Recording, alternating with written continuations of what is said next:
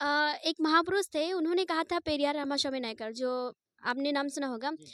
उन्होंने कहा था कि किसी भी समाज की विकास हम इस बात से अंदाज़ा लगाते हैं कि उस समाज का विकास हुआ जब उस समाज की महिला रात को 3-4 किलोमीटर अकेले जाए और सुरक्षित घर वापस आ जाए।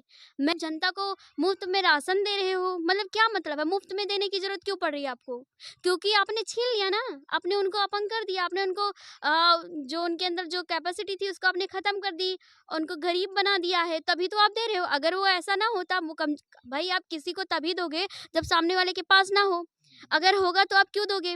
तो आपने ले लिया, फिर आप उससे दे रहे हो, मतलब आप जनता का ही दे रहे हो और जनता को ही गुमराह कर रहे हो कि हमारा देश आगे जा रहा है। मैं पूछती हूँ कितना आगे जा रहा है? नमस्कार दोस्तों, मैं हूं आपका साथी अमरेश प्रजापति और आज मैं मौजूद हूं गोंडा लोकसभा क्षेत्र के अंदर। जैसा कि आप सबको अच्छी तरीके से पता होगा कि समूचे भारतवर्ष में लोकसभा का चुनाव चल रहा है, जिसकी तैयारियां भारतीय जनता पार्टी, इंडिया गठबंधन और एनडीए गठबंधन को लेकर के मुस्तैदी से की जा रही है। अभी गोंडा में चुनावी माहौल क्या है, अभी हम यहाँ से निकल रहे थे तो कुछ ग्रामीणों को हमने देखा और जानने का प्रयास करेंगे इनसे कि अभी जो गोंडा लोकसभा क्षेत्र है, यहाँ पर जो इंडिया गठबंधन के प्रत्याशी बनाई गई हैं श्रेया वर्मा जी, और एनडीए जिसे हम भारतीय जनता पार्टी के नाम से जानते हैं, यहाँ पर कीर्तिवर्धन सिंह जो है प्रत्याशी बनाए गए हैं। कीर्तिवर्धन सिंह यहाँ से लगातार दूसरी बार सांसद हैं और भारतीय जनता पार्टी ने एक बार पुनः उन पर विश्वास जताया है।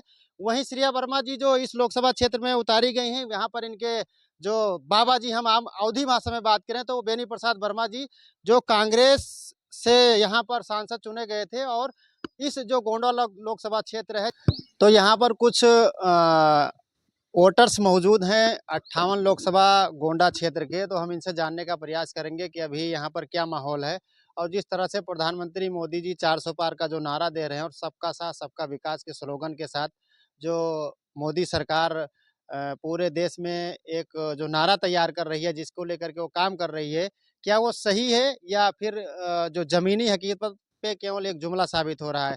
तो कुछ यहाँ पर जो वोटर्स हैं उनसे बात करेंगे। क्या नाम है मैम आपका?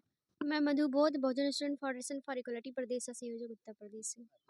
ये अभी लोकसभा का चुनाव चल रहा है, 5वें जी। चरण में। गोंडा में 20 मई को मतदान होना है और ये यहाँ पर जो है लगातार भारतीय जनता पार्टी से कीर्तिवर्धन सिंह 2 बार सांसद हुए हैं और अभी तीसरी बार भारतीय जनता पार्टी ने उनको उम्मीदवार बनाया है। आपको क्या लगता है कि भाजपा का यह सही निर्णय रहेगा? अम, मुझे नहीं लगता है कि सही निर्णय है और रही बात उनको अपना मेंबर बनाने की, तो अभी तक वो यहाँ पे थे तो उन्होंने किया क्या? मतलब वही बेरोज़गारी, वही भ्रष्टाचारी, वही अन्याय, बलात्कार, सब वही तो है, कुछ नया हुआ? सड़कें भी वैसे टूटी-फूटी हैं, हमारे लोग आज भी वैसे गरीब हैं, नौकरियाँ नहीं मिल रही हैं। बस 5 किलो राशन का नाम लेके हमारे लोगों को 5 साल मतलब बोलते हैं 5 किलो राशन देंगे, ₹500 भी देते हैं, जो क्या बोलते हैं घूस बोलते हैं। करप्शन मतलब उसको बोलते हैं, तो वो देकर हमारी जनता ले लेती है, उसको लगता है कि उसको फ्री का राशन मिल रहा है। पर हमारी जनता को ये नहीं पता होता है कि वो 5 साल उसका खरीद रहे हैं, उस मामूली से राशन से और ₹500 से। तो कहीं न कहीं इन चीज़ों को हमारे लोगों को समझने की ज़रूरत है कि ये जो है इस 5 साल में आपके भविष्य के साथ कैसा खिलवाड़ कर सकते हैं और आपके ही नहीं बल्कि आपके बच्चों के भी भविष्य के साथ वो खिलवाड़ करते हैं। क्योंकि आप उनको वोट देते हैं, आपको लगता है आप उन्हें सिर्फ़ वोट दे रहे हैं, पर आप उनको एक पावर दे रहे हैं और उस पावर का वो गलत इस्तेमाल करके आपके भविष्य का वो तहस-नहस कर रहे हैं। और बहुत सी ऐसी चीज़ें हैं जो आप खुद देख सकते हैं कि किस तरह से जो बेरोज़गारी इस देश में बढ़ती जा रही है, शिक्षा हो गया, शिक्षा इतनी महँगी हो गई है कि अगर हमारे देश के जो बच्चे छोटे-छोटे बच्चे उनके मम्मी-पापा अगर नौकरी करते हैं, मज़दूरी करते हैं, तो वो ये नहीं सोचते कि मतलब बच्चों को पढ़ाएँ। उनके दिमाग में पहला ख़्याल ये आता है कि आज शाम को क्या बनेगा? मतलब ऐसी स्थिति है हमारे देश की। तो हमें लगता है कि हमारे लोगों को सोच समझ कर फ़ैसला करना चाहिए और अगर हमें लगता है कि उन्होंने कुछ नहीं किया, तो हम वोट उन्हें क्यों दें? अभी आपने कहा कि भारतीय जनता पार्टी की सरकार में जो है यानी महिला सुरक्षा को लेकर के आपने एक सवाल उठाया मोदी जी या योगी जी के सरकार के ऊपर। अभी उत्तर प्रदेश सरकार का एक टैगलाइन है यूपी पुलिस का, मिशन नारी शक्ति, ठीक है? जिसके माध्यम से वो ये वादा कर रहे हैं कि इससे पूर्व की सरकार में, यूँ कहें तो सपा की सरकार में या बसपा की सरकार में महिलाएँ सुरक्षित नहीं थीं। आज बीजेपी की सरकार में महिलाएँ रात को 12 बजे स्कूटी लेकर के कहीं भी चली जाएँ, लड़कियाँ या महिलाएँ, उनको किसी भी प्रकार का डर नहीं लगता है। क्या कहना चाहेंगी इस पे? एक महापुरुष थे, उन्होंने कहा था पेरियार रामास्वामी नायकर, जो आपने नाम सुना होगा। जी, जी। उन्होंने कहा था कि किसी भी समाज की विकास हम इस बात से अंदाज़ा लगाते हैं कि उस समाज का विकास हुआ जब उस समाज की महिला रात को 3-4 किलोमीटर अकेले जाए और सुरक्षित घर वापस आ जाए। मैं कहती हूँ, मैं आपको ही कहती हूँ, क्या आप रात को 9 बजे के बाद अपनी बहन को अकेले भेज सकते हो? बिल्कुल कोई नहीं भेज कोई सकता। भेज सकता है? नहीं भेज सकता, तो तय है ना कि कहाँ बेटियाँ सुरक्षित हैं। सुरक्षित होने का मतलब ये है कि आप हाँ, यकीन करें, हाँ, सुरक्षित हैं। मतलब ऐसी व्यवस्था आपके देश में होनी चाहिए है, महिलाएँ सुरक्षित हैं। तो जब आप खुद नहीं भेजने को तैयार हो, मतलब आप खुद ही एक्सेप्ट नहीं करते कि वो सुरक्षित हैं, तो आप कैसे महिला सुरक्षा का दावा कर सकते हैं कि महिलाएँ सुरक्षित हैं? यहाँ दिन में महिलाएँ नहीं सुरक्षित, आप रात की बात करते हैं। तो काफ़ी मतलब बहुत सी ऐसी घटनाएँ आपके आस-पास होती रहती हैं कि अभी भी क्या होता है कि जैसे लड़के होते हैं, अकेले बाइक से, साइकिल से कहीं भी जा सकते हैं, लेकिन महिला के अंदर डर है, अगर वो पास के ही मार्केट में जाएगी, तो अपनी दूसरी बहन या फ्रेंड को लेके जाएगी। क्यों? क्योंकि उसको पता है कि मैं सुरक्षित नहीं हूँ। यानी योगी सरकार का जो है मिशन शक्ति का जो टैग है या यूँ कहें ये लाइन है, आपको क्या लगता है, सही है या गलत है? बिल्कुल गलत है। अच्छा, अभी आपने कहा राशन की बात की, मोदी जी ने कहा हम जब से कोरोना काल लगा लोगों को मुफ्त में वैक्सीन लगवा दिए और लोगों को मुफ्त राशन दे रहे हैं, जिससे आज जो है समाज अपने स्थिति को थोड़ा बेहतर कर पा रहा है। लेकिन आप तो उनके राशन को गलत ये बता रहे हैं कि सरकार राशन दे करके कहीं न कहीं समाज को अपंग कर रही है। आपका कहने का मतलब ये है। तो क्या लगता है कि सरकार पे इस पे कुछ विचार करना चाहिए, मुफ्त राशन देना चाहिए या शिक्षा को मुक्त करना चाहिए? बिल्कुल ऑब्वियसली उनको शिक्षा को मुफ्त करना चाहिए। आप राशन दे रहे हो, राशन से किसी का पेट भर सकता है, मगर आप किसी को शिक्षा दोगे तो वो पेट भरने का ज़रिया ढूँढेगा। आप किसी को 1 दिन खिला सकते हो, 2 दिन खिला सकते हो, मान लिया आपकी सरकार 5 साल तक की है, तो आपने उसको 5 साल तक का राशन दे दिया। लेकिन जो कमाने की कला है, शिक्षा के ज़रिए वो सीखता है, आपने वो तो छीन लिया ना। तो वो आगे कैसे खाएगा? मतलब वो आप पे डिपेंड है। मान लीजिए आपकी सरकार है, आप दे रहे हो, आपकी सरकार नहीं रही और उसने अपने अंदर की कला भी खो दी, तो वो क्या खाएगा? मतलब बात खाने की ही नहीं है या शिक्षा या राशन की ही नहीं है। आप खुद सोचो कि किसी व्यक्ति को आप बिठा के खिला रहे हो, उससे कुछ नहीं करवा रहे हो और आप उसके मन में ये भ्रम डाल रहे हो कि ये सरकार मुफ्त में दे रही है, तो आप मुफ्त में उसे राशन नहीं दे रहे हो, आप उसकी जो ताकत है वो छीन रहे हो। आप उसका एक जो लड़ने की क्यूरियोसिटी है, आप उसका वो छीन रहे हो। कहने का मतलब है आप किसी को जैसे आप बोलो कि आप मेरे घर पे आओ और खाओ। तो इंसान के अंदर जो अपने अंदर से करने की जो क्षमता है, मर्ज़ी हाँ। होती है वो ख़त्म हो जाती है। तो हमारी जनता को अपंग बनाने का सबसे बड़ा तरीका सरकार ने अपनाया है और हमारे यहाँ एक कहावत है कि जिसका नमक खाया है उसी का करेंगे। तो ये सरकार वही कर रही है कि हम राशन देंगे तो हम वोट लेंगे। इनका ये मतलब नहीं है कि हम जनता को फ्री में दे रहे हैं, जनता को कुछ करना ना पड़े। इनका मतलब ये है कि जनता को हम दें और उसके बदले में वोट लें। इनका मेन पर्पज़ ये है। अच्छा, जिस तरह से अभी चुनाव में प्रधानमंत्री मोदी जी के द्वारा कई आरोप लगाए गए कांग्रेस पार्टी के ऊपर। उन्होंने कहा कि कांग्रेस पार्टी की सरकार आएगी तो जो है देश में हिंदुओं के लिए ठीक नहीं है, या कांग्रेस की सरकार आती है तो उन्होंने कहा कि अगर आपके पास 2 भैंस है तो एक कांग्रेस ले लेगी, और कांग्रेस ने देश में कुछ नहीं किया। जो भी किया भारतीय जनता पार्टी ने किया। 70 साल में कांग्रेस ने देश को डुबो दिया और भारतीय जनता पार्टी, जो कांग्रेस 70 साल में नहीं कर पाई, वो हमने 10 साल में कर दिया। क्या लगता है मोदी जी के कथन में ये कुछ सटीक बैठता है?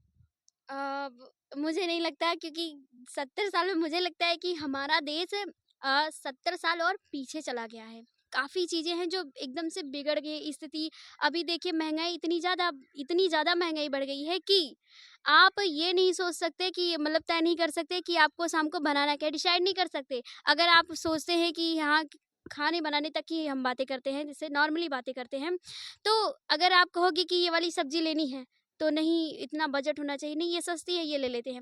आपको अरहर की दाल खानी है, मटर की दाल खानी है, चने की दाल खानी है, आपको मन है खाने का, मगर आप वही दाल खरीदेंगे जिस हिसाब से आपके पास बजट होगा। तो आप इन्हीं चीज़ों से अंदाज़ा लगा लीजिए कि देश आगे जा रहा है या पीछे जा रहा है। हमारा देश गरीबी में नीचे से मतलब फर्स्ट पे है, मतलब इतना पीछे हो गया है कि मतलब अगर आप डाटा निकालेंगे तो आपको यकीन नहीं होगा कि ये वही भारत देश है जो सोने की चिड़िया हुआ करता था, ये वही भारत देश है जो पूरे मतलब इस जो दुनिया के लोग हैं 6 महीने बैठाकर खिला सकने की ताकत रखता था। आज ऐसी स्थिति है हमारे देश की, मतलब आप कह रहे हो कि देश आगे हो गया है, फिर उसके बाद आप जनता को मुफ्त में राशन दे रहे हो, मतलब क्या मतलब है? मुफ्त में देने की जरूरत क्यों पड़ रही है आपको? क्योंकि आपने छीन लिया ना, आपने उनको अपंग कर दिया, आपने उनको जो उनके अंदर जो कैपेसिटी थी उसको आपने खत्म कर दी, उनको गरीब बना दिया है, तभी तो आप दे रहे हो। अगर वो ऐसा ना होता, वो कम भाई आप किसी को तभी दोगे जब सामने वाले के पास ना हो, अगर होगा तो आप क्यों दोगे? तो आपने ले लिया, फिर आप उससे दे रहे हो, मतलब आप जनता का ही दे रहे हो और जनता को ही गुमराह कर रहे हो कि हमारा देश आगे जा रहा है। मैं पूछती हूँ कितना आगे जा रहा है? मतलब आज 7-8 साल का बच्चा, 10-12 साल का बच्चा पढ़ने लिखने की उम्र में वो बेचारा 200-300 की मज़दूरी करता है, धान-गेहूँ काटता है। आपके आस-पास भी ऐसा होता होगा। तो ये हमारे देश की बहुत भयानक स्थिति है। अगर हमारे लोगों ने इस चीज़ को नहीं समझा और इस सरकार का विरोध नहीं किया, तो आप कल्पना भी नहीं कर सकते कि आने वाली स्थिति, परिस्थिति आपके लिए कैसी होगी। अच्छा, जिस तरह से एक मुद्दा अभी चुनाव में निकल कर के आ रहा है कि भाजपा के कई सांसदों ने कहा कि अगर संविधान को बदलना है, संशोधन करना है, तो उसमें 400 सीट ज़रूरी है। जबकि मोदी जी ने राजस्थान में एक चुनावी भाषण में कहा कि अगर बाबा साहब खुद आ जाएँ, तो संविधान में संशोधन नहीं कर सकते। इसे किस नज़रिए से आप देखते हैं? मैं कहती हूँ कि उनको ऐसे संविधान में ऐसी कौन-सी कमी नज़र आ रही है कि उनको संविधान बदलने की ज़रूरत पड़ रही है। बाबा साहब विश्व जो विश्व के वो ज्ञान गुरु कहे जाते हैं, सिंबल ऑफ नॉलेज कहे जाते हैं, मतलब उनके पास 9 भाषाओं का ज्ञान था, 32 डिग्रियाँ उनके पास थी। उन्होंने काफ़ी देशों पर अध्ययन किया और उनकी खुद की अपनी लाइब्रेरी थी, जिसमें 25,000 से भी ज़्यादा किताबें हुआ करती थी, ऐसा। तो आप सोचो कि मतलब आज आपके पास क्या एजुकेशन है और उनकी एजुकेशन से आप अपनी कंपेयरिंग करोगे ना, तो आप उनके ना बिल्कुल बिल्कुल बराबरी नहीं कर सकते। तो उन्होंने जो संविधान लिखा उन्होंने जो संविधान लिखा, मैं कहती हूँ संविधान बदलने की जो बात कर रहे हैं, उनको एक बार संविधान को पढ़ना चाहिए। वो एक बार संविधान को पढ़े तो कि वो आखिर संविधान को बदल के वो आखिर ऐसा कौन-सा बहुत बड़ा हासिल कर लेंगे। हमारा जो देश है, संविधान के पहले क्या आखिर हमारे देश को संविधान की ज़रूरत क्यों पड़ी? इस देश में बहुत से लोग थे, संविधान लिखने वाले थे। जैसे जब संविधान लिखने की बात आई, तो नेहरू जी को भी कहा गया, उन्होंने भी अपना संविधान लिख के दिया, जिसका लोगों ने जब पढ़ा तो उसको कहा ये नेहरू बिल है। ये नेहरू का पत्र है, ये कोई संविधान नहीं है। संविधान लिखने की बात आई तो बाबा साहब का नाम क्यों लिया गया? क्योंकि उनके पास उतना नॉलेज था। आज पूरे भारत में कोई ऐसा सिंगल व्यक्ति नहीं है जिसके पास इतना नॉलेज हो। उनको सिंबल ऑफ नॉलेज क्यों कहा गया? दुनिया के 6 विद्वानों में से एक बाबा साहब थे और इस देश के वो लोग संविधान बदलने की बात करें जिन्होंने संविधान के में बिल्कुल जाना ही नहीं। अगर वो जान लेंगे तो फिर मुझे नहीं लगता कि वो संविधान बदलने की बात कहेंगे। भाजपा कांग्रेस पे ये भी आरोप लगाती रही है कि जो है कांग्रेस पार्टी ने समाज के एक तबके को, जैसे जो ओबीसी एससी वर्ग को शिक्षा से वंचित रखा, जबकि भारतीय जनता पार्टी 10 साल में ओबीसी और एससी वर्ग के लिए बेहतर काम किया। क्या लगता है आपको, ये मोदी जी का या भारतीय जनता पार्टी का जो ये बयान सही है? बिल्कुल नहीं है। एजुकेशन के मामले में मैं पहले भी नहीं सही मानती थी और आज की स्थिति में तो और भी ज़्यादा मैं इसको गलत मानती हूँ, क्योंकि मैं देख रही हूँ, क्योंकि मैं एक खुद स्टूडेंट हूँ। आज हम लोग को स्टडी करने में, पढ़ाई करने में जो दिक्कतें आ रही हैं, जो मुसीबतें आ रही हैं, मुझे ज़्यादा कुछ कहने की ज़रूरत नहीं है। पेपर लीक होते हैं। आप बताओ, आज देश की स्थिति इतनी बिगड़ चुकी है, हमारा देश इतना गरीब हो चुका है, कैसे भी करके हमारे देश का युवा बेरोज़गार है, किसी तरह वो मज़दूरी करता है, कुछ पैसे इकट्ठा करता है, फॉर्म भरता है, तैयारी करता है और मतलब वो पेपर देने जाता है और बाद में पता चलता है पेपर लीक हो गया। क्यों लीक हो गया? और दूसरी बात, आज अगर हमारे मतलब स्थिति पहले ऐसी होती थी कि लोग अपने बच्चों को पढ़ाते नहीं थे। क्यों नहीं पढ़ाते थे? क्योंकि तब लोग शिक्षित नहीं थे, वो शिक्षा का मतलब नहीं जानते थे, इसलिए अपने बच्चों को नहीं पढ़ाते थे। आज भी लोग अपने बच्चे को नहीं पढ़ा रहे हैं, क्यों? ऐसा नहीं है कि अब लोग शिक्षित नहीं है, शिक्षा का मतलब नहीं जानते। सिर्फ़ एक ही अंतर है, अब शिक्षा महँगी हो गई है। इसलिए लोग अपने बच्चों को नहीं पढ़ा पा रहे हो। उनको लगता है अगर उनके घर में लड़की है तो उसकी शादी कर देनी चाहिए जल्दी, क्योंकि उनके पास इतनी कैपेसिटी नहीं है कि अपने बच्चियों को पढ़ा सकें। और अगर युवा है तो जो लड़का है, मतलब मैंने देखा खुद, मैंने जो एनालिसिस किया मैंने खुद देखा कि आज का लड़का जैसे इंटर करता है तो वो क्या कहता है कि मैं शहर जाऊँगा, मैं कमाऊँगा और मैं अपना एडमिशन कराऊँगा और मैं पढ़ूँगा। ऐसी स्थिति, ऐसी दयनीय स्थिति है। आप सोचो, क्या उस देश का विकास हो सकता है? पढ़ने लिखने वाला बच्चा अगर बाहर जाके नौकरी करेगा पढ़ाई-लिखाई के लिए, तो ये बताइए क्या वो बच्चा पढ़ सकता है, आगे बढ़ सकता है? नहीं बढ़ सकता है ना। तो ये स्थिति कहीं न कहीं सरकार ने ही ये स्थिति बनाई है, क्योंकि वो चाहती नहीं ना कि इस देश के युवा पढ़ें, क्योंकि अगर युवा पढ़ने लगेंगे तो सवाल करने लगेंगे, अपने हक अधिकार की माँग करेंगे। तो ये हमारे युवाओं को मानसिक रूप से बहुत कमज़ोर करने की साजिश है। सेमेस्टर लगाना, शिक्षा को महँगा करना, नई-नई शिक्षा नीति लाना, ये शिक्षा को बढ़ावा देना नहीं बल्कि शिक्षा को बहुत नीचे स्तर पर गिराने का एक तरीका है। इसको हम लोग को समझना है। हमारे लिए जो चीज़ें सही है, हम उसका विरोध नहीं करते, लेकिन हमारे शिक्षा के साथ जो खिलवाड़ किया जा रहा है, हम उसका विरोध पूरे ज़ोर के साथ करेंगे। तो इस बार का चुनाव क्या मुद्दा होने वाला है युवाओं का? युवाओं का मुद्दा है, पहले तो आप शिक्षा में सुधार कीजिए, दूसरा इस देश से बेरोजगारी खत्म कीजिए और कई सालों से जो भर्तियां पेंडिंग में पड़ी हुई हैं उनको लागू कीजिए ना। मतलब बच्चे पर 2-3 साल से कोशिश कर रहे हैं, तैयारी कर रहे हैं और वो उनका सिलेक्शन नहीं हो पाता है। मतलब कहीं ना कहीं से उनको किन चीज़ों का सामना करना पड़ रहा है ये मैं बहुत अच्छे से समझ रही हूँ, क्योंकि युवाओं की स्थिति आज के टाइम में सबसे ज़्यादा दयनीय स्थिति हो गई है। ना वो घर के हैं, ना वो बाहर के हैं। पढ़ लिख लिए हैं, ताने मारते हैं लोग कि इतना पढ़ा लिखा के क्या हासिल कर लिया, जबकि गलती उनकी पढ़ाई में नहीं है, गलती इस गवर्नमेंट में। वो चाहती नहीं कि इस देश का युवा आगे बढ़े, क्योंकि अगर इस देश का युवा आगे बढ़ गया, तो वो किसको धर्म का नशा जो अफ़ीम है, किसको चटाएँगे और किसको पागल बनाएँगे। तो ये जो सरकार है, वो चाहती है कि एक झुंड हो, एक भेड़ हो, जैसे भेड़ का पूरा होता है, झुंड होता है। अशिक्षित समाज का समूह। हाँ, अशिक्षित समाज का समूह बना रही है, जिससे कि वो कोई भी उल्टी-सीधी योजना इस देश पे लागू करे और हमारे लोग समझ ना पाएँ, हमारे लोग को डाइवर्ट किया जाए और हमारे लोग को गुलाम बनाया जाए, हमारे लोग को बेरोज़गार और बेगार बनाया जाए। तो उनकी यही नीति है कि हाँ, इस देश पे कैसे भी करके अगर राज करना है, तो लोगों को अशिक्षित करना होगा, बेरोज़गार करना होगा, बीमार करना होगा। तभी वो इस देश पे राज कर सकते हैं। चलिए बहुत-बहुत धन्यवाद आपका। आप